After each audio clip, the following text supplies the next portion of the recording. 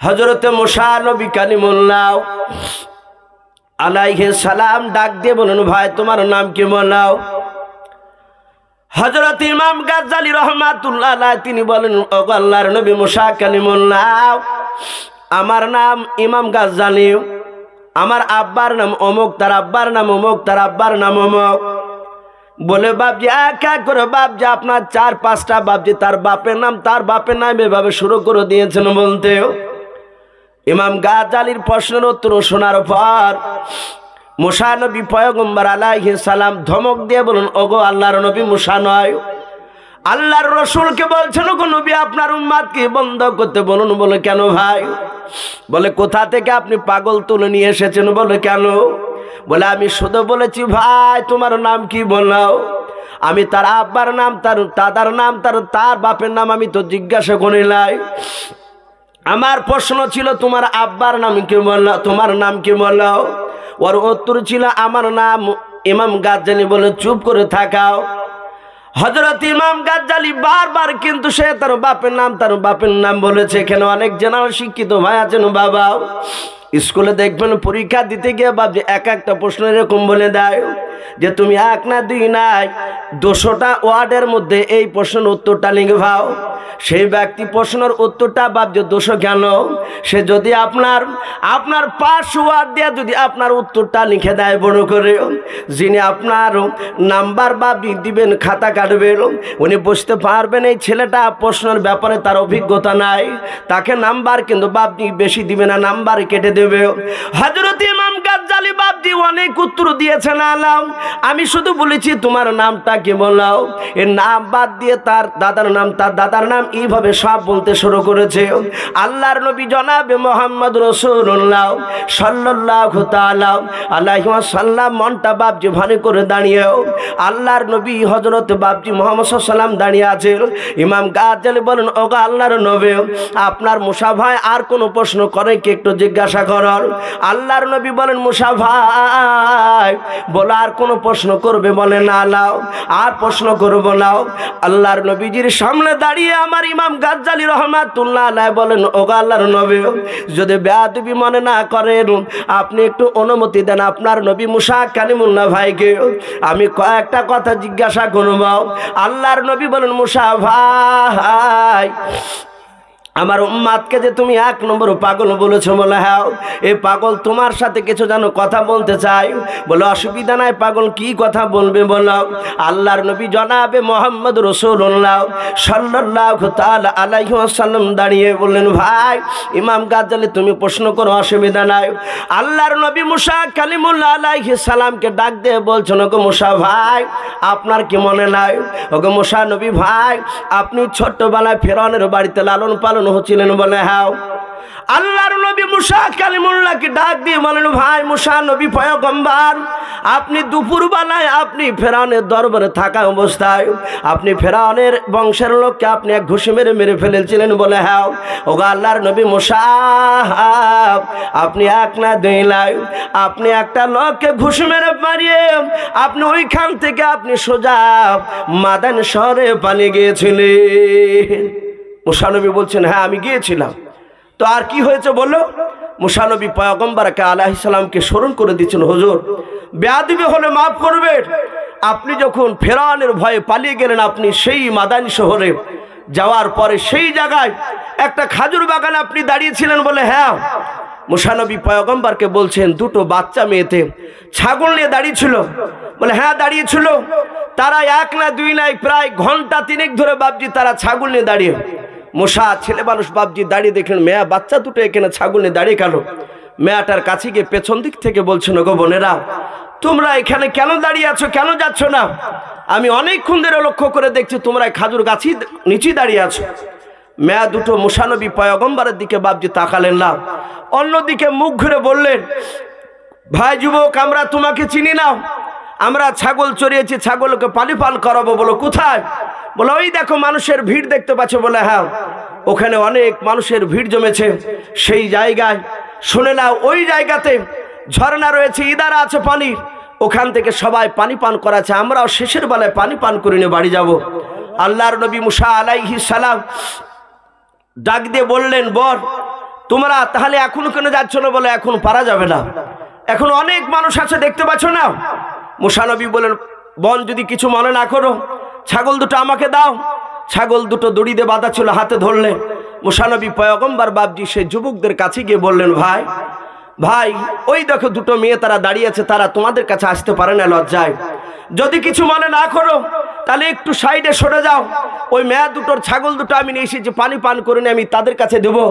তারা সূর্য ডোবার আগেই তারা বাড়ি চলে যাবে। যেহেতু তারা মেয়ে মানুষ, সঙ্গে সঙ্গে বাপজি যুবকরা বলেছিল, ভাই তোমার বাড়ি কোথায় আমরা জানি না, তোমরা কি বুঝতে পারো না? এখানে যার শক্তি বেশি সে ঠেলাঠেলি দিয়ে পানি পান করে নিয়ে চলে যাচ্ছে।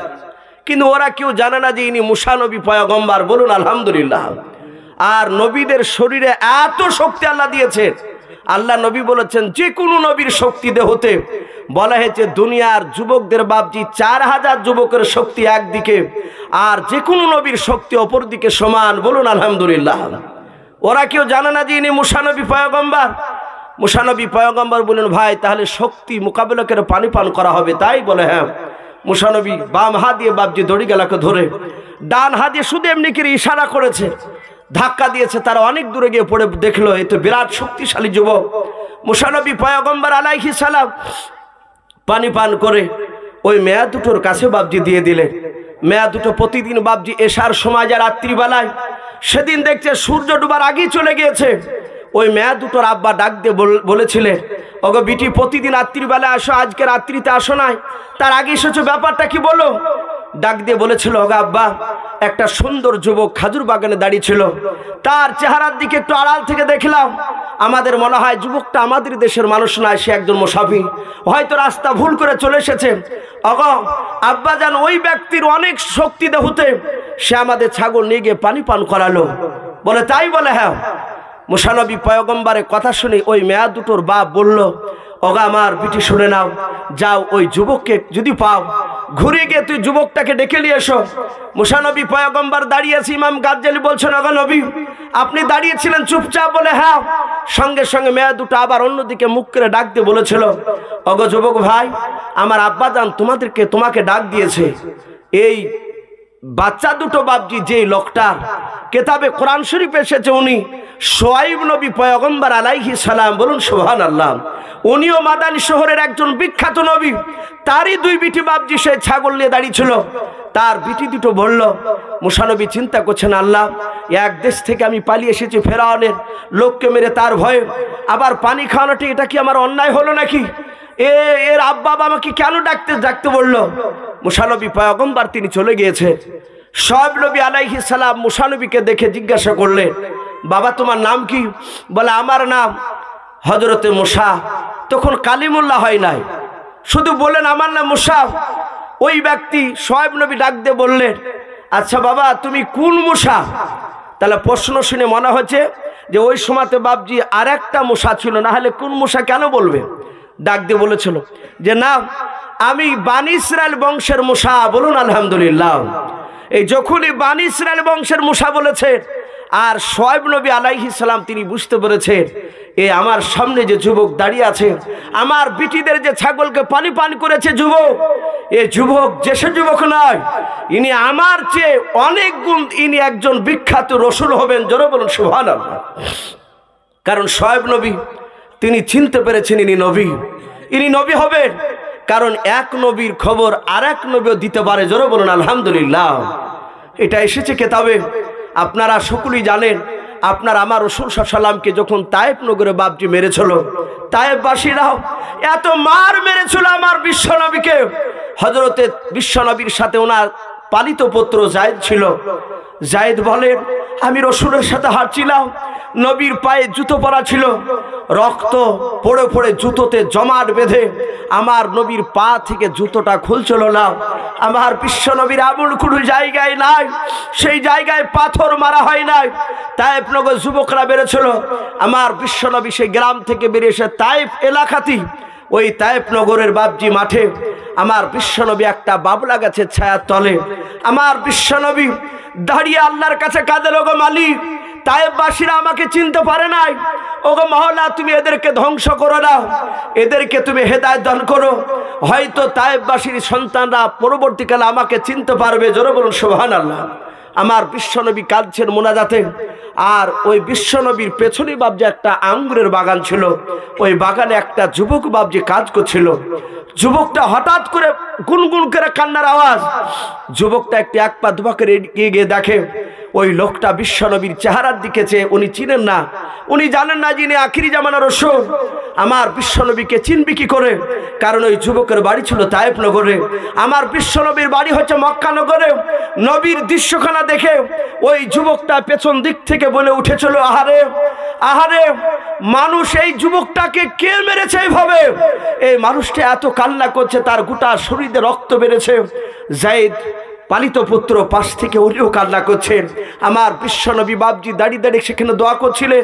যুবকটা সহ্য করতে না পেরে ছুটে গিয়ে আবার বাগানে গিয়ে বাবজি তার গিলাসে বাবজি একটা আঙ্গুরের থোকাকে বের করে ছিঁড়ে নিংড়ে রস বের করে বাবজি পেছন দিক থেকে এসে বলছেন, হে যুবক, আমি তোমাকে চিনি নাই, কিন্তু তোমার শরীর থেকে রক্ত বেড়েছে, তুমি দুর্বল হয়েছ।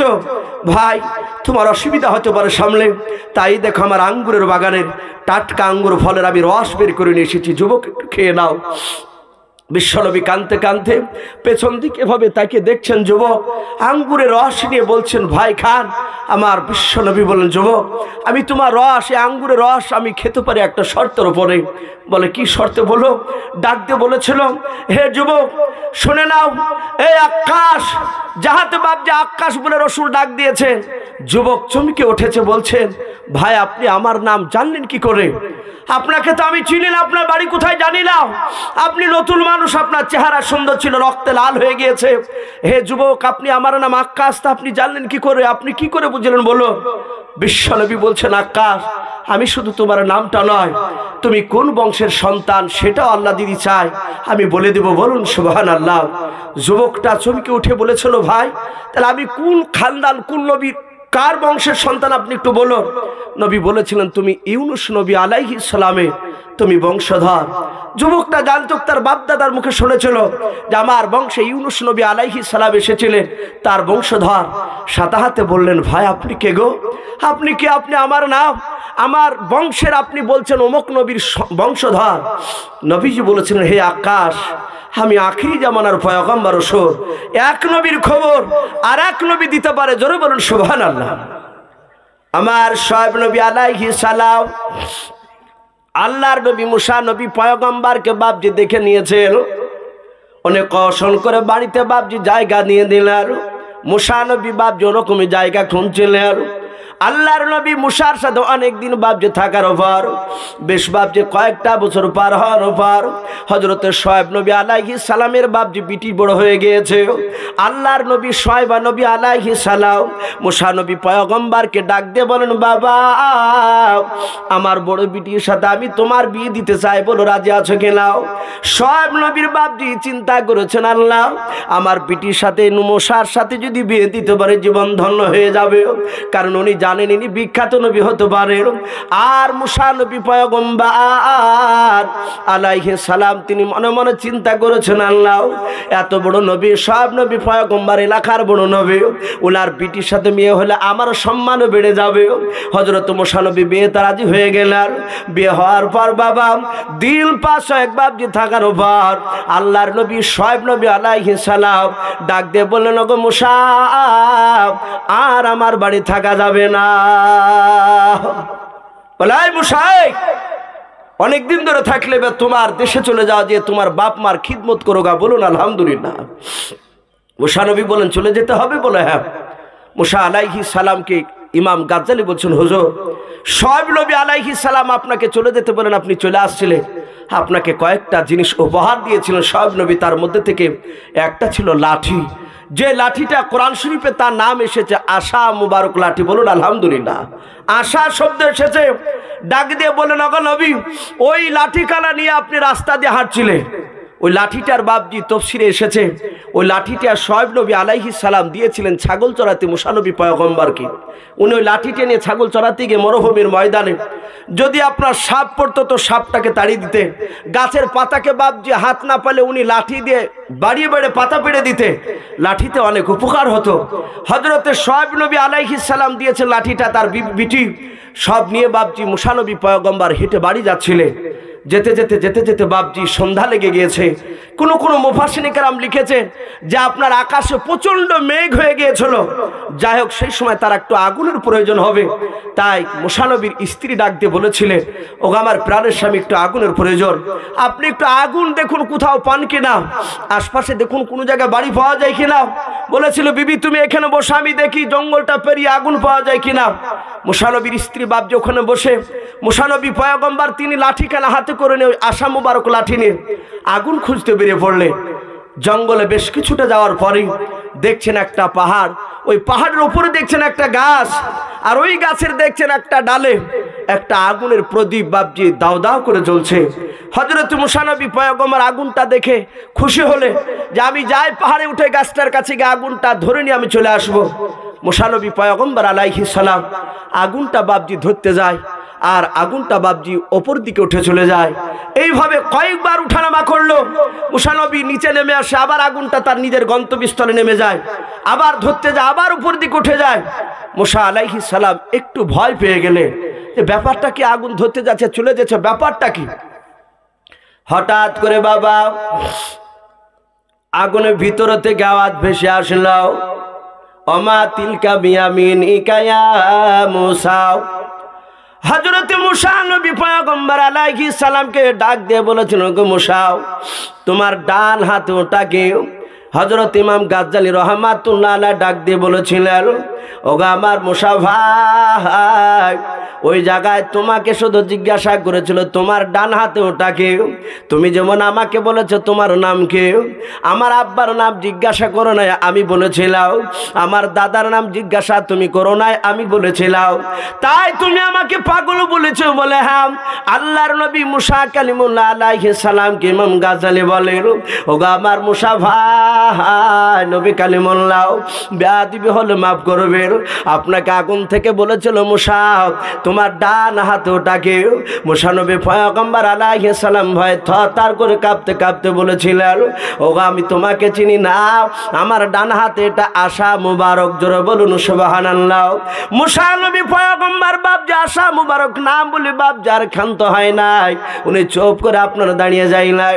মুসা নবী বারবার বলতে লাগলেন, আমি তোমাকে চিনি না, এ আমার হাতে এটা আশা মুবারক লাঠি, এই লাঠি দিয়ে ছাগলকে পাতা বাড়িয়ে দিও, সাপ পড়লে সাপকে তাড়িয়ে দিয়ে, বাঘ আসলে লাঠি দিয়ে ভয় দেখায় পালিয়ে যায়। আল্লাহর নবী মুসা কালিমুল্লাহ আলাইহিস সালাম কি ইমাম গাজ্জালী বলেন, হুজুর মাফ করবেন, শুনেন, আর ও মুসা নবী পয়গম্বর, আমি যদি 1 নম্বর যদি পাগল হই, তাহলে আপনিও 2 নম্বরের পাগল হবেন। জোরে বলুন সুবহানাল্লাহ।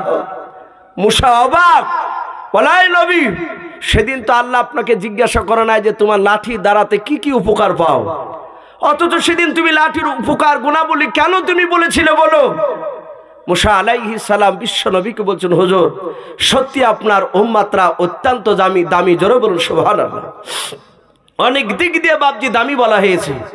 আমার বিশ্ব নবী জনাবে মুহাম্মদ রাসূলুল্লাহ সাল্লাল্লাহু আলাইহি ওয়াসাল্লাম আরো বলেন যে প্রতিটা নবীর উম্মত তার এক শ্রেণীর বাপজি লোক, তারা বলবে যে ইনি আমাদের আদম নবী সঠিকভাবে আমাদের কাছে ইমানের দাওয়াত, কলেমার দাওয়াত পৌঁছায় নাই। প্রতিটা নবীর উম্মত বাপজি এইভাবে সবাই অস্বীকার করবে। প্রতিটা নবীকে বলা হবে, জিজ্ঞাসা করবে তুমি কি দ্বীনের দাওয়াত সঠিকভাবে দিয়েছো, বলে দিয়েছে। বলে সাক্ষী কোথায়, বলে সাক্ষী ওই দেখেন আমার উম্মতরা। ডেকে নিয়ে সে জিজ্ঞাসা করা হবে, তারা হলাহল মিথ্যা কথা বলবে যে না ই সঠিকভাবে পৌঁছায় নাই। লাস্টে আমার বিশ্ব নবী রাহমাতুল লিল আলামিনকে জিজ্ঞাসা করবেন আল্লাহ নবী বললেন, আমি যথেষ্ট, আমি দ্বীনের দাওয়াত পৌঁছিয়েছি। আল্লাহ নবীকে অন্য নবীদের মতো বলবে তোমার সাক্ষী জোগাড় করো। আল্লাহ রাসূল সেদিন জানি না, সেখানে আপনিও থাকতে পারেন, আমিও থাকতে পারি। আল্লাহ রাব্বুল আলামিন ভালো জানেন এই দলের মধ্যে কারা কারা সেখানে থাকবে। মহান রাব্বুল আলামিন রাসূল বলবেন যে এরা হচ্ছে আমার উম্মত, হে আল্লাহ আপনি এদেরকে জিজ্ঞাসা করুন। মহান রব্বুল আলামিন সেদিন উম্মতে মুহাম্মদীকে জিজ্ঞাসা করবে। সেদিন নবীর এক ইমানদার যারা উম্মত, সেই দিন সবাই উত্তর দিবে সেদিনকে, হে আল্লাহ, আমাদের নবী সঠিকভাবে দিনের দাওয়াত পৌঁছিয়েছেন, বলুন আলহামদুলিল্লাহ। অথচ আদম নবী আলাইহিস সালাম থেকে নিয়ে ঈসা রুহুল্লাহ আলাইহিমুস সালাম পর্যন্ত সব নবীর উম্মতরা, এক শ্রেণীর উম্মতরা তারা অস্বীকার করবে। আর আমার বিশ্ব নবীর উম্মত আমরা সেদিন বলবো না, সঠিকভাবে দিনের দাওয়াত দিয়েছে আল্লাহ রাসূল সাল্লাল্লাহু আলাইহি সাল্লামকে নয়। আবার জিজ্ঞাসা করা হবে উম্মতে মুহাম্মদীকে, তোমরা এই নবীদের ব্যাপারে জানো?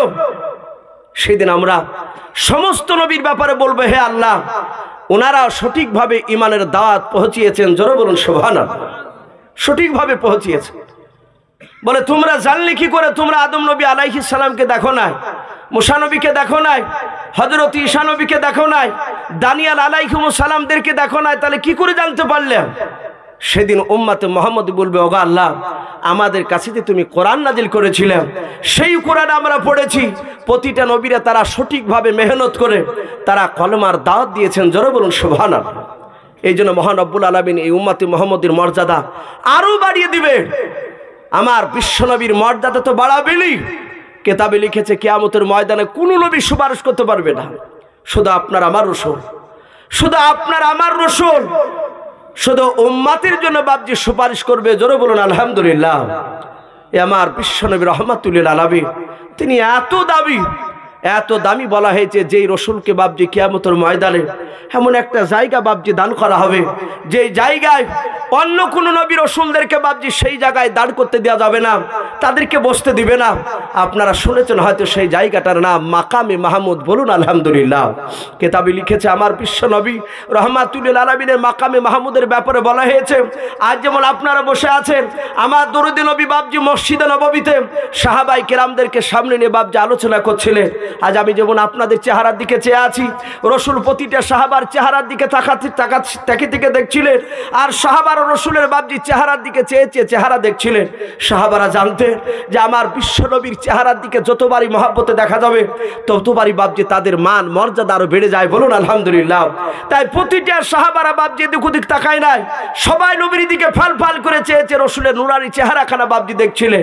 আমার বিশ্ব নবী কথা বলতে বলতে হঠাৎ করে আসমানের দিকে তাকালে। হযরতে সালমান ফারসি রাদিয়াল্লাহু তাআলা আনহু বলেন, আব্দুল্লাহ ইবনে মাসউদ রাদিয়াল্লাহু তাআলা আনহু বলেন, আমরা দেখলাম নবী আমাদের দিকে তাকালেন না, নবী এবার আকাশের দিকে তাকালেন, কিন্তু আমরা তাকালাম, কাউকে দেখতে পেলাম না। হযরতে সম্রাট জিবরিল আলাইহিস সালাম প্রথম আসমান থেকে রসুলকে সালাম দিয়েছেন, বলুন আলহামদুলিল্লাহ। আল্লাহ নবীকে বলেন, আসসালামু আলাইকা ইয়া রাসূলুল্লাহ। আল্লাহ রসুল সালামের উত্তর দিলেন, বলছেন, ভাই জিবরিল, কি ব্যাপার, তুমি ওখান থেকে আমাকে ডাকছো কেন? কেন তুমি আমাকে ডেকে কথা বলছো, বলো। জিবরিল আলাইহিস সালাম এইভাবে হাতখানা সাট করে বলছে, রসুল আপনি তাকিয়ে দেখুন। আমার বিশ্বনবী তাকালেন, বলছেন, ওগো রসুল আপনি কি দেখছেন হাতে? বলো, ওগো আমার জিবরিল ভাই, আমি তোমার হাতে কয়েকটা দরজা দেখতে পাচ্ছি ঘরে। বিশ্বনবীকে জিবরিল বলছেন, হুজুর আপনি গনে গনে বলুন কটা আছে। আমার বিশ্বনবী তাকে গনে বললেন, ভাই জিবরিল, তোমার হাতে তালুতে 7টা দরজা দেখতে পাচ্ছি, ছবি আমি। হযরতে জিবরিল আলাইহিস সালামকে নবী বলছেন, ওগো জিবরিল ভাই, আচ্ছা একটু খুলে বলো, ওই 7টা দরজা কিসের, একটু খুলে বলো। ডাক দিয়ে বলেছিলেন, ওগো নবী, এই 7টা দরজা 7টা জাহান্নামের দরজা আল্লাহ রাব্বুল আলামিন আপনাকে দেখানোর জন্য আমাকে পাঠিয়ে দিয়েছে। বলে কেন? বলে, ওগো শুনে নাও, ওগো আমার জিবরিল যাও, আমি এই এক একটা জাহান্নাম দিয়ে কোন কোন নবীর উম্মত এক শ্রেণী যে বেঈমান উম্মত হবে তাদেরকে আমি জাহান্নামে দিব, সেটা আমার রাসূলকে তুমি দেখে দিয়ে এসো। আমার বিশ্ব নবী জনাবে মুহাম্মদ রাসূলুল্লাহ সাল্লাল্লাহু তাআলা আলাইহি ওয়াসাল্লাম নবী আমার ডাক দিয়ে বলছেন, ওগো জিবরিল ভাই, তাড়াতাড়ি বলো প্রথমকার দরজা দিয়ে কোন নবীর বেঈমান উম্মতে জান্নাতে জাহান্নামে যাবে বলাও। হযরতে জিবরিল আলাইহিস সালাম ডাক দিয়ে বলো, নবী শুনে নাও, এই প্রথমকার দরজা দিয়ে হযরত আদম শফিউল্লাহ, হযরতে শীষ নবী আলাইহিস সালাম, হযরতে দানিয়েল আলাইহিস সালাম, এভাবে বাপজি বেশ কয়েকটা নবী রাসূলের নাম করে জিবরিল আলাইহিস সালাম নাম করার পর বলো, হুজুর এই সব নবীদের এক শ্রেণীর বেঈমান উম্মতে হবে, তারা প্রথমকার দরজা দিয়ে জাহান্নামে চলে যাবে। আল্লাহ রাসূল ডাক দিয়ে বলেন, জিবরিল ভাই, দুই নাম্বার দরজা দিয়ে কোন নবীর বেঈমান উম্মতে যাবে বলো? হযরতে জিবরিল আলাইহিস সালাম বাবা দুই নাম্বার দরজার বাপ যে নাম করতে লাগলেন, বলো আগা আল্লাহর নবী হযরত মুসা কালিমুল্লাহ, হযরত আপনার ইউনূস নবী আলাইহিস সালাম, এভাবে আরো কয়েকটা বাপ যে নবীর রাসূলের নাম করলেন। বলে এই সব নবীদের এক শ্রেণীর কিছু বেঈমান উম্মতে হবে, তারাও দুই নাম্বার দরজা দিয়ে জাহান্নামে চলে যাবে। এইভাবে 1 2 3 4 করে আমার বিশ্ব নবীকে বাবা 6টা দরজার বাপজি যখন নাম করে দিল নবীর রাসূলদের, অমুক অমুক নবীর উম্মত, অমুক অমুক রাসূলের উম্মতেরাও সবাই না এক শ্রেণীর কিছু উম্মত হবে বেঈমান, তারা এদিক দিয়ে জাহান্নামে যাবে। আল্লাহর নবী জনাবে মুহাম্মদ রাসূলুল্লাহ সাল্লাল্লাহু তাআলা আলাইহি ওয়াসাল্লাম ডাক দিয়ে বলুন, জিবরিল ভাই তাড়াতাড়ি তুমি বলো, জিবরিল ভাই 7 নাম্বার দরজা দিয়ে কোন নবীর বেঈমান উম্মতে জাহান্নামে যাবে বলো? হযরত জিবরিল আলাইহিস সালাম বাবা কোনো কথা বলে নাই। আল্লাহর নবী জনাবে মুহাম্মদ রাসূলুল্লাহ সাল্লাল্লাহু তাআলা আলাইহি ওয়াসাল্লাম বলে, জিবরিল ভাই তাড়াতাড়ি বলো তুমি কেন নাম করো নাই? আল্লাহর নবী বলেন, আমি বারবার তাকে দেখলাম, বারবার জিজ্ঞাসা করলাম, জিবরিল কোনো কথা বলে নাই। নবীজি বলেন, আমি ভালো করে লক্ষ্য করে দেখলাম জিবরিল আলাইহিস সালামের 2 চোখের কোণা দিয়ে বাবা ঠোপে ঠোপে পানি পড়তেছে। আল্লাহর নবীর চেহারার দিকে জিবরিল আলাইহিস সালাম ফাল করেছে আছেন। আল্লাহর নবী জনাবে মুহাম্মদ রাসূলুল্লাহ সাল্লাল্লাহু তাআলা আলাইহি ওয়াসাল্লাম কাদানার বলেন, ও জিবরিল ভাই আমি লক্ষ্য করে দেখলাম তোমাকে এক এক করে তুমি 6টা দরজার তুমি নাম করলা নবী রাসূলের। ওই নবী রাসূলের নাম করতে গিয়ে তুমি কান্না করো না, আর 7 নাম্বার দরজার তুমি নাম কেন বলো না? তোমার চোখ দিয়ে কোনো পানি ঝরছে একটু বলো। হযরত জিবরিল আলাইহিস সালাম আস্তে করে বলছেন, নবী গো 7 নাম্বার দরজার নামটা বলতে আমি বড্ড কষ্ট পাই। আল্লাহর নবী জনাবে মুহাম্মদ রাসূলুল্লাহ সাল্লাল্লাহু তাআলা আলাইহি ওয়াসাল্লামকে বাপজি জিবরিল পর্যন্ত মহব্বত করতেন। আল্লাহর নবীকে বাপ যে সাহাবারা মহব্বত করতেন। অনেক ইহুদির বাপ এরকম ঘটনা রয়েছে বাবা, আল্লাহর নবীকে দেখে নাই কিন্তু বিশ্ব নবীর প্রেমে এমন পাগল হয়েছিল বাবা, তারা সাহাবার সামনে বাপ যে কলমা পড়েছিল, রাসূলকে দেখার জন্য বাপ যে পাগলের মতো ছুটে এসেছিল। একটি কিতাবে পাওয়া যায় আল্লাহর নবী জনাবে মুহাম্মদ রাসূলুল্লাহ সাল্লাল্লাহু তাআলা আলাইহি ওয়াসাল্লাম ইন্তেকাল করেছেন বাবা। মাত্র 3 দিন হয়েছে নবীর ইন্তেকাল করে বাপজি নবীকে দাফন করে দেওয়া। 3 দিন পর বাপজি একজন বাপজি ইহুদি কলমা পড়ে নিয়েছে বাবা। কলমা পড়ে নেওয়ার পর সে বাপজি সোজা মদিনায় দৌড়ে চলে এসেছে। সাহাবায়ে কেরামরা বাপজি সকলেই নবীর সঙ্গে বাপজি কাতর হয়ে আছে। আল্লাহর নবীজির ইন্তেকাল ব্যাপারে বাপজি পাওয়া যায়, নবী আমার ইন্তেকাল করে গিয়েছিলেন। অনেক লোক বাপজি সাহাবারা বাপজি আপনার এমন ভাবে পাগলের মতো কান্না করেছিলেন। কিতাবে পাওয়া যায় হযরত আমিরুল মুমিনিন উমর তলোয়ারখানা বাপজি আপনার ধরে ডাক দিয়ে বলেছিল, ও আমার বন্ধুরা কেউ যদি বলে আমার বিশ্ব নবী ইন্তেকাল করে গিয়েছে, মারা গিয়েছে, ওই ব্যক্তির গর্দান কেন আমি আর রাখবো না দেহতে। এমন ভাবে বাপজি পাগলের মতো বাপজি সাহাবারা কান্না করেছিলেন। জায়গা জায়গা সাহাবারা বাপজি কান্না করেছিলেন। এই দিকে বাবা ওই ইহুদি ইসলাম গ্রহণ করেছেন বাবা, মাত্র বাপজি একদিন হয়েছে। সেই দিন ইসলাম গ্রহণ করার পর দিন বাপজি সুজা বাপজি মদিনায় ছুটে এসেছে। নবী ইন্তেকাল করেছে জানে নাও। আসার পর আবু বকর সিদ্দিক রাদিয়াল্লাহু তাআলা আনহু, ওমর ফারুক রাদিয়াল্লাহু তাআলা আনহু, উসমান গনি রাদিয়াল্লাহু তাআলা আনহু, হযরত আলী রাদিয়াল্লাহু তাআলা আনহু বাবা এই সাহাবারা বাপজি বসে আছেন। সাহাবারা এমন ভাবে বসে আছেন কান্না করেছেন বাবা। ইহুদি আসার পর বলছেন, আয়না মুহাম্মদ উহিব্বুহু, ওগো তোমাদের মধ্যে বলো কোন ব্যক্তি মুহাম্মদ সাল্লাল্লাহু আলাইহি ওয়াসাল্লাম আমি বড্ড উহিব্বুহু আমি বড্ড ভালোবেসে ফেলেছি, তাড়াতাড়ি তুমি বলে দাও। হযরত আবু বকর সিদ্দিক রাদিয়াল্লাহু তাআলা আনহু তিনি হাওমা করে কাঁদতে কাঁদতে বলেছিলেন, ভাই এই জায়গায় নবীর নাম আর বলবা না, নবীর নাম বলে আমরা বড্ড কষ্ট পাচ্ছি, যাও যাও। ওই দেখো মদিনার মসজিদে গিয়ে দেখো অনেক সাহাবারা আছে ওখানে জিজ্ঞাসা করো। আল্লাহর নবীর সাহাবাদের বাপজি বড্ড কষ্ট হচ্ছে বলতে, নবী ইন্তেকাল করেছে কথা বলতে। ওই ইহুদি বাপজি সাহাবা দৌড়ে গিয়ে নবীকে এত মহব্বত করেছেন, এত ভালোবেসেছেন বাবা, দরজার গুড়িতে যাওয়ার পর বলছেন মা মোহাম্মদ উহিব্বহু, ভাই তোমরা তাড়াতাড়ি বলো তোমাদের মধ্যে মোহাম্মদ সাল্লাল্লাহু আলাইহি ওয়াসাল্লাম কোন জনাও, আমি উহিব্বহু আমি বড্ড ভালোবেসে ফেলেছি। সব লোকেরা বাপজি হাঁটুর ভিতরে বাপজি মাথা ভরে দিয়ে হাওমা করে কান্না করতে লাগলেন।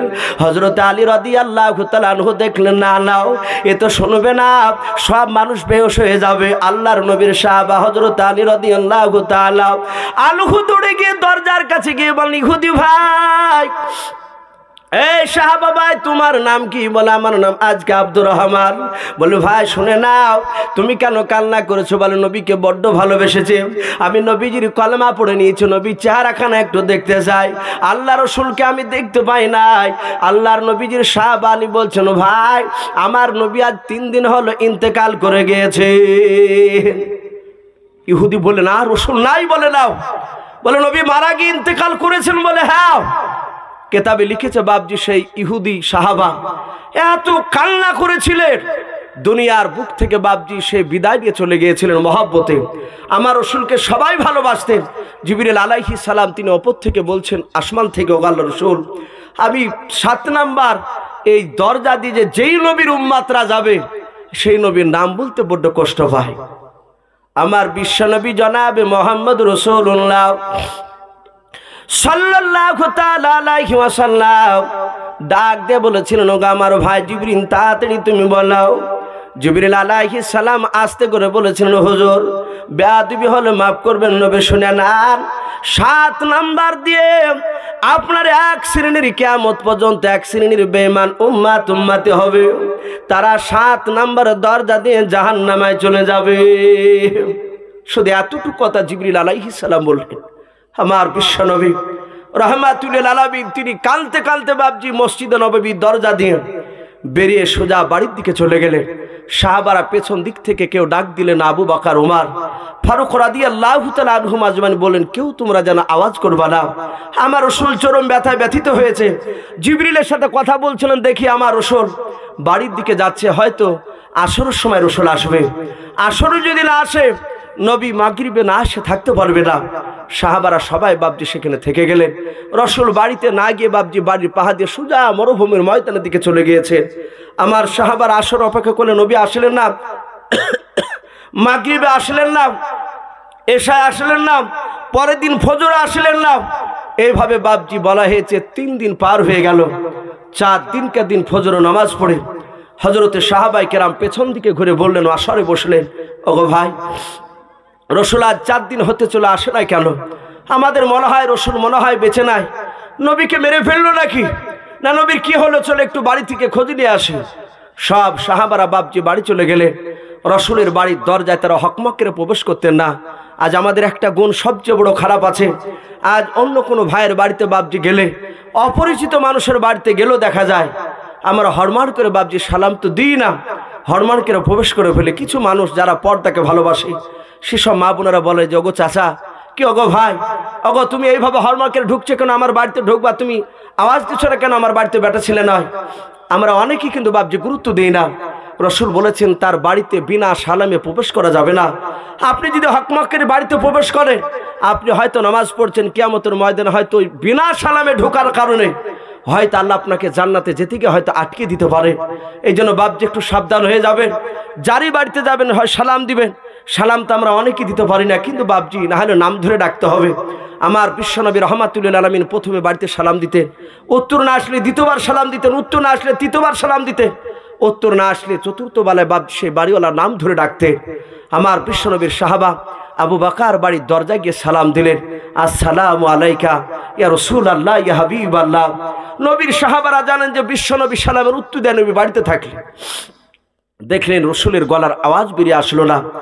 বাড়ির ভিতর থেকে বাপজি হযরত মা ফাতেমাতুজ জোহরা রাদিয়াল্লাহু তাআলা আনহা বিশ্বনবীর কলিজার টুকরা বিটি ফাতেমা বেরিয়ে এসে বললেন সালাম উত্তর দিয়ে, ওগো আব্বাজানের বন্ধুরা, আমার আব্বাজানকে ডাকছেন, আমার আব্বাজান বাড়িতে নেই।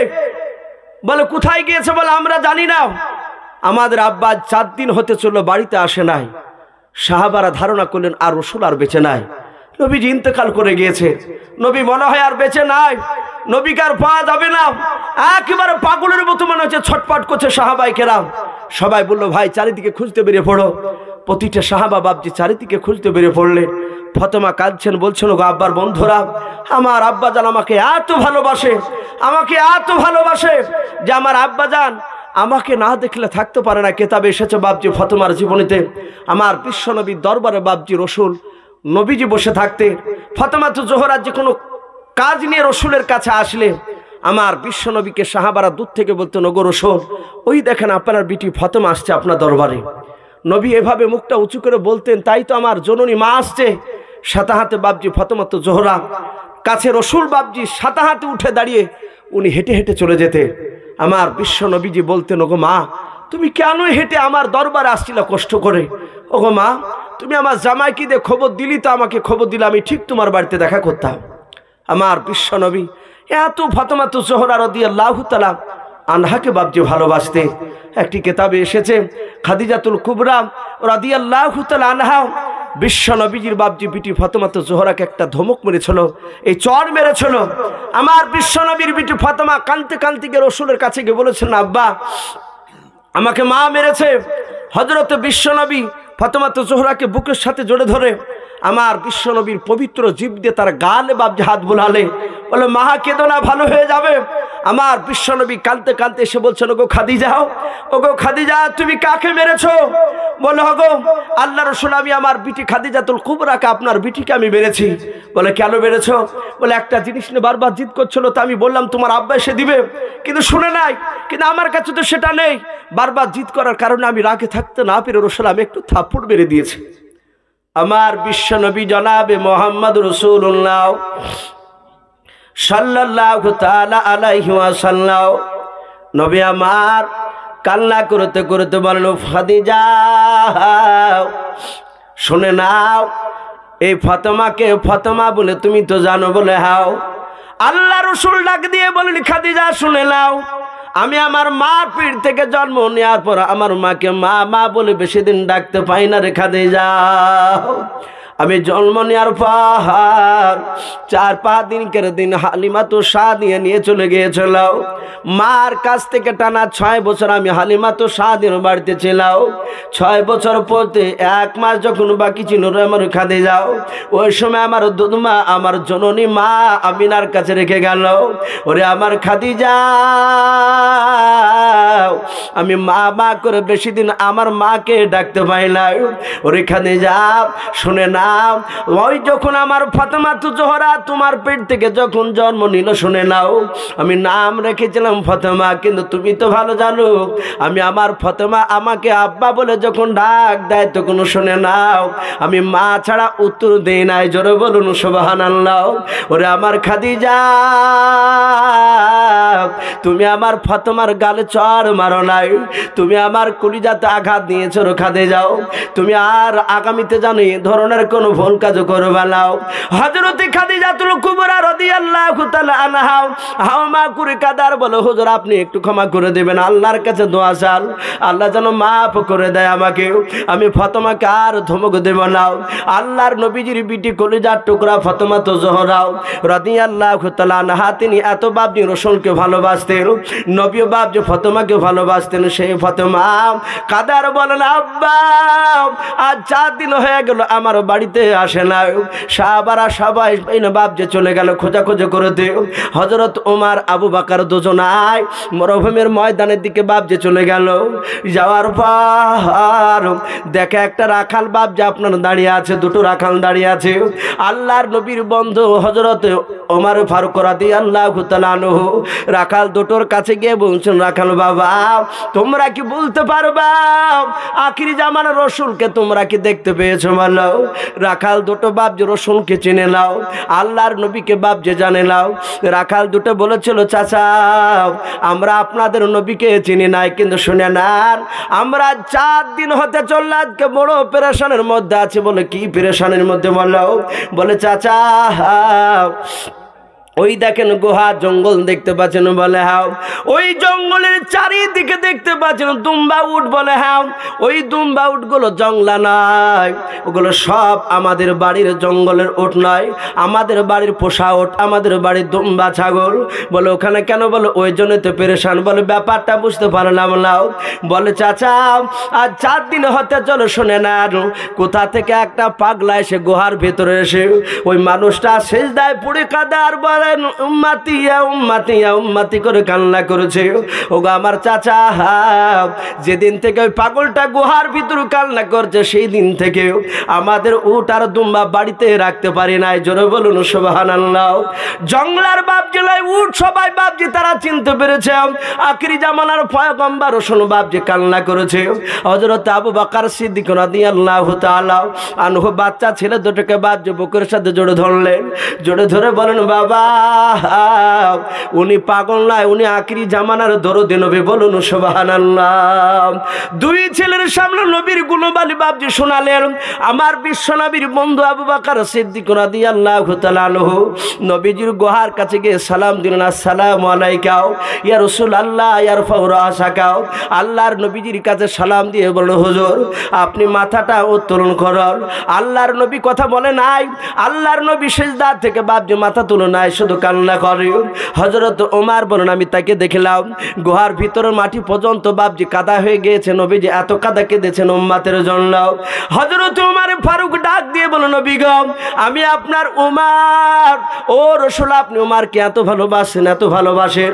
আল্লাহর নবীজি ওমরের ব্যাপারে বাপজি অনেক জায়গায় বলেছেন আমার ওমর যা বলবে গো সাহাবারা তোমরা শুনে নেবাও, কারণ আমার আল্লাহ নবীকে বলেছেন ওরে আমার দোস্ত হাবিবুল্লাহ আমার ওমর যাতে রাজি হবে যা বলবে হে নবী আপনিও খুশি হবেন। জোরে বলুন সুবহানাল্লাহ।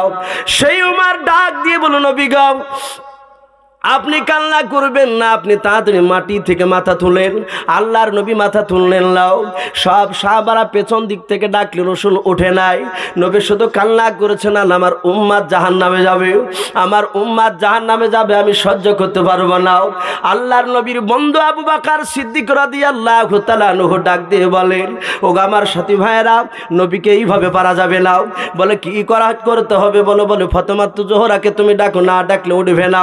ফাতেমাতুজ জোহরা রাদিয়াল্লাহু তাআলা আনহা আসার পর ডাক দিয়ে বলেন আব্বা আপনি 4 দিন আমাকে না দেখে কেমন করে আছেন বলেন। ওগো আব্বা আপনি কান্না করবেন না, উঠুন। নবী আমার সেজদায় পড়ে পড়ে কাঁদার বলেন বিটি আমি তোমাকে ভালোবাসি না মা, শুনে নাও কিয়ামতের ময়দানে আমার সামনে দিয়ে জাহান্নামে যাবে আমার উম্মাত উম্মাতিরাও, আমি রাসূল পয়গম্বর আমি সহ্য করতে পারবো না। আল্লাহ রাসূল কান্না করেন তখনও মাথা তুলে নাই। আমার আল্লাহ সহ্য করতে না পেরে জিবরিল আলাইহিস সালাম ডাক দিয়ে বলেছিলেন আল্লাহর নবী আল্লাহ বলেছেন ওগো জিবরিল যাও যাও আমার রাসূলকে গিয়ে খোঁজখবর শুনে দিয়ে এসো। জিবরিল আলাইহিস সালাম ডাক দিয়ে বলছেন আসসালামু আলাইকা ইয়া রাসূলুল্লাহ ইয়ারফাউ রাসাকা নবী আপনি মাথা তুলুন আর কান্না করবেন না, আপনার কান্না আল্লাহ সহ্য করতে আর পারে নাই। হে নবী আপনি কাঁদবেন না, আপনার যারা প্রকৃতি উম্মাত হবে উম্মাতে হবে তারা কোনোদিন জাহান্নামে যাবে না। জোরে বলুন সুবহানাল্লাহ। হে নবী আপনি কাঁদবেন না, আল্লাহ আপনাকে খুশখবরি শুনিয়েছে। বলে কিসের খুশখবরি? বলে নবী আপনাকে জান্নাত জাহান্নামের জায়গাতে একটা মিডিল জায়গা একটা জায়গা দেওয়া হবে, যে চেয়ার দেওয়া হবে, যে চেয়ারটায় বসবেন যে জায়গাটায় ওই জায়গাটার নাম হবে মাকাবে মাহমুদ। বলুন সুবহানাল্লাহ। যে জায়গাটা আপনি বসে আপনি যতবার আপনি বলবেন যে আল্লাহ আমার এই উম্মতকে জাহান্নাম থেকে জান্নাতে দাও, আপনার সামনে দিয়ে জাহান্নামীরা জাহান্নামে যাবে আর আপনি বসে বসে আপনার উম্মাতেদেরকে ধরে ধরে আপনি জান্নাতে দিতে বলবেন। আল্লাহকে যতবার বলবেন ওই মাকামে মাহমুদে দাঁড়িয়ে ততবারই আমার আল্লাহ কবুল করবেন। বলুন আলহামদুলিল্লাহ। সেই নবী বাদ বাকি কোনো নবীর আপনার সুপারিশ কিয়ামতের ময়দানে কবুল হবে না। তো ভাই সেই নবীর আমরা উম্মাত, আমরা এখানে এসেছি বাপজি সকলেই জানি যে আপনার এই মাদ্রাসা বাপজি আব্দুল মজিদ সাহেব মাদ্দাজিলুল আলী উনি যে একটা মাদ্রাসা বাপজি চালাচ্ছেন, মহিলা মাদ্রাসা আমরা সকলেই জানি। তাই ভাই এই মাদ্রাসাটা সুনাম আছে, অনেক জায়গায় বাপজি পড়ার ব্যাপারে আলোচনা করে যে মাদ্রাসায় গিয়ে গিয়ে হঠাৎ করে বাপজি চান্স পাওয়া যায় না, যেহেতু অনেক মেয়ে। আমি এই বছরই আমি হুজুরকে ফোন করেছিলাম দুটো মেয়ের জন্য। আমার একটা মুসল্লি বললেন যে আমার একটা মেয়েকে ভর্তি করব। তো বললেন যে হুজুর মাফ করবে, জায়গা দিতে পারছি না, আগামী বছর একটু যোগাযোগ করবে। আলহামদুলিল্লাহ পড়াশোনা হচ্ছে বলে বাপজি অনেক ছাত্রী আসছে এখানে। অনেকেই জানেন কতগুলো ছাত্রী আছে, তা প্রায় 500-র উপরে নাকি হুজুর, 546টা। আলহামদুলিল্লাহ। তো ভাই যাই হোক, আপনারা এসেছেন, রাত্রি 1টা পর্যন্ত প্রোগ্রাম চলার কথা, সেখানে 1:15 বাপজি পার হতে চললো, অনেক রাত্রি হয়েছে। হয়তো আমরা সকলে আখিরি মোনাজাত নিয়ে বাড়ি যাব। আমি আর বেশি লম্বা চড়া করবো না, যেহেতু হুজুর বসে আছে। হুজুর বলেন এসো ভাই, আমি 2 মিনিট একটু কথা বলবো।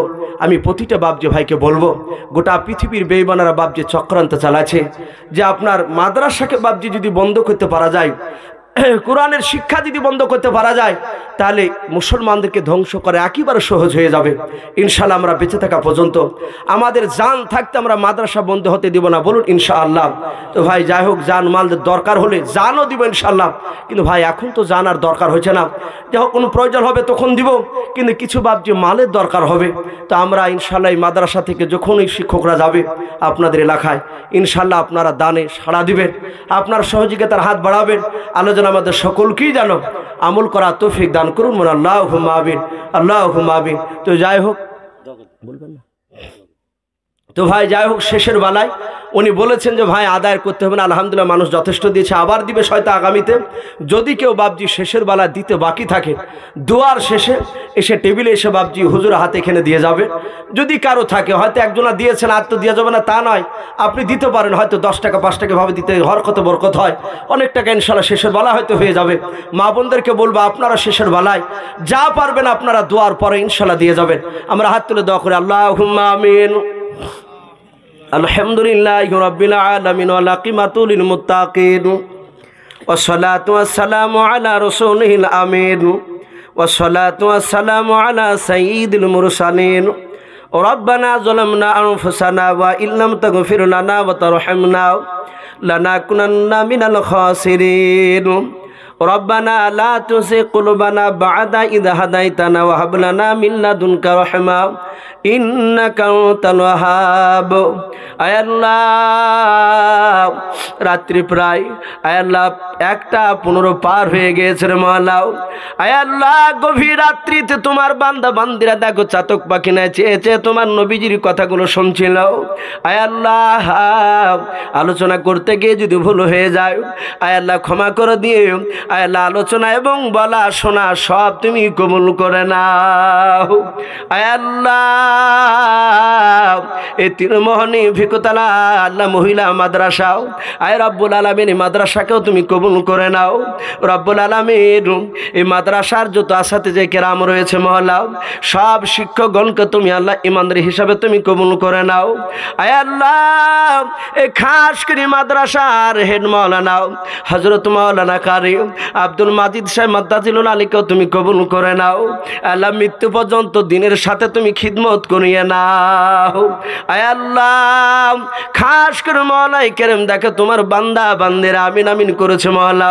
এখানে অনেক বাপজি ভাই মা বোনেদের আব্বা নাই মা নাই, যাদের আব্বা মা নাই তুমি তাদের আব্বা মার কবর আযাবগুলো তুমি মাফ করে দাও।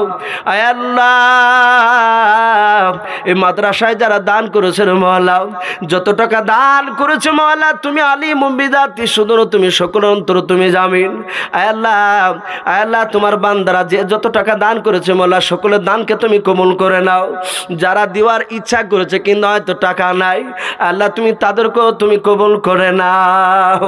আয় আল্লাহ, খাস করে মওলাই করিম যাদের আব্বা নাই মা নাই দাদা নাই দাদি নাই চাচা নাই চাচি নাই নানা নাই নানি নাই, আল্লাহ তুমি আমাদের সকলের আত্মীয় স্বজন কবর আযাবগুলো তুমি মাফ করে দাও।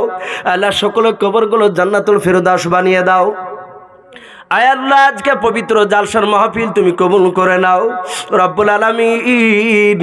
আয় আল্লাহ, আমাদের সকলের বাড়িতে রোজের আজকের তুমি বরকত দাও। আয় আল্লাহ, ক্ষেত খামারে বরকত দাও, আসমানি বালা জমিনি বালা থেকে আমাদের সকলকে তুমি হেফাজত করো। আয় আল্লাহ, এই মাদ্রাসায় যত আমার মা বোন পড়তে এসেছে মহল্লা, আগামীতে কিয়ামত পর্যন্ত যারা পড়বে সকলের ইমানটা হযরত মা ফাতেমা জোহরা রাদিয়াল্লাহু তাআলা আনহার মতো ইমান তুমি বানিয়ে দিও। আয় আল্লাহ এই গ্রামকে তুমি কবুল করে নাও। এই গ্রামের প্রতিটা বাড়িতে মওলা মাদ্রাসার বরকতে তুমি আল্লাহ তাদের সকলের বাড়িতে রুজি রোজগার বরকত দাও। আল্লাহ এই মহল্লার যত আত্মীয় স্বজন নয় আল্লাহ মহল্লার যত মাইয়াত কবরবাসী হয়েছে মওলা সকল মাইয়াতের কবর আযাবগুলো তুমি মাফ করে দাও। আয় আল্লাহ এই মহল্লার ভাই থেকে যত তোমার বান্দা বান্দিরা আমিন আমিন করেছে এসেছে মওলা তুমি তাদের গ্রামেরও যত মায়াত চলে গেছে তাদের সকলের কবর আযাব তুমি মাফ করে দাও। আয় আল্লাহ সারা বিশ্বের মাদ্রাসা মসজিদকে তুমি কবুল করে নাও। সারা বিশ্বের মাদ্রাসা মসজিদকে তুমি হেফাজত করো। খাস করে আজকে যে মাদ্রাসার উদ্দেশ্যে জালসা হচ্ছে মওলা এই মাদ্রাসাকে কিয়ামত পর্যন্ত তুমি কবুল করে নাও। এই মাদ্রাসাকে যাবতীয় বিপদ থেকে তুমি হেফাজত করো। এই মাদ্রাসা রুজিতে তুমি বরকত দাও। আয় আল্লাহ খাস করে মওলাই কেরাম আখিরে দোয়া করি মওলা আমার ফিলিস্তিন মুসলমান ভাইদেরকে তুমি হেফাজত করো, মা বোনদেরকে হেফাজত করো। আয় আল্লাহ জালিমের অত্যাচার থেকে তুমি হেফাজত করো। আল্লাহ বাইতুল মুকাদ্দাসকে তুমি হেফাজত করো। আল্লাহ খাস করে মওলা বদরে যেইভাবে তুমি সাহায্য করেছিলে মওলা সেইভাবে সারা বিশ্বের মুসলমানকে তুমি সাহায্য করো। খাস করে ফিলিস্তিন যুবক বাবজি ভাই আয় আল্লাহ মা বোনদের ছোট ছোট বাচ্চা তাদের সকলকে তুমি হেফাজত করো, সাহায্য করো। আয় আল্লাহ এই দোয়াটুকু নবীর ওসিলা করি বলি কবুল করে নাও। আয় আল্লাহ যেই সব বাবজি ভাইরা আমিন আমিন করেছে সকলের ঈমানটা হযরত আবু বকর সিদ্দিক রাদিয়াল্লাহু তাআলা আনহুর মতো বানিয়ে দাও। আমার মা বোনেরা পর্দার আড়াল থেকে বসে বসে আমিন আমিন করেছে মওলা তুমি আমার সকল মা বোনের ঈমানটা হযরত মা খাদিজাতুল কুবরা রাদিয়াল্লাহু তাআলা আনহার মতো ঈমান বানিয়ে দাও। আল্লাহ এই দোয়াটুকু নবীর ওসিলা করে বলি কবুল করে নাও। যত নবী রাসূল ওলিয়া ওলি গোস কত ফকির দরবেশ তবে তবিন পাঠিয়েছে মওলা সকলে আর মোবারক পৌঁছিয়ে দাও। সুবহান রাব্বিকা রাব্বিল ইজ্জাতি আম্মা ইয়াসিফুন ওয়া সালামুন আলাল মুরসালিন ওয়ালহামদুলিল্লাহি রাব্বিল আলামিন। আসসালামু আলাইকুম ওয়া রাহমাতুল্লাহি ওয়া বারাকাতুহু।